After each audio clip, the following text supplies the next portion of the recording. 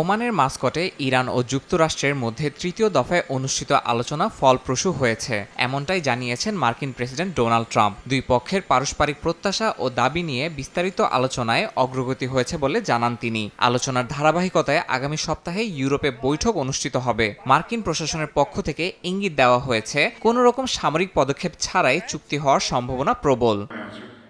এদিকে ইরানের সঙ্গে চলমান আলোচনা প্রসঙ্গে ইসরায়েলের প্রধানমন্ত্রী বিনিয়ামিন নেতানিয়াহু জোর দিয়ে বলেন, তেহরানের সম্পূর্ণ পরমাণু অবকাঠামো অপসারণ করতে হবে। কেবলমাত্র লিবিয়ার মতো পূর্ণাঙ্গ নিরস্ত্রীকরণের মাধ্যমেই একটি গ্রহণযোগ্য চুক্তি সম্ভব বলেও মত তার। নেতানিয়াহুর মতে আংশিক সমঝোতা কোনোভাবেই নিরাপত্তা নিশ্চিতে যথেষ্ট হবে না।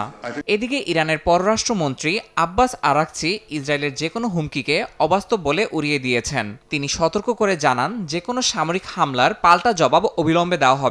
বিদেশি চাপ সত্ত্বেও দেশটির পররাষ্ট্রনীতি স্বাধীন ও সুসংহত রয়েছে এবং কোনো বহিরাগত হস্তক্ষেপ তাদের কৌশল পরিবর্তনে সক্ষম হবে না বলে বিশ্বাস ইরানের।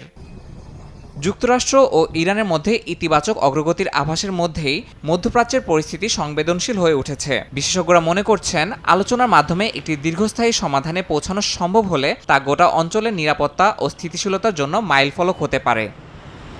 ইয়াসিন মোহাম্মদ জিসান, সময় সংবাদ।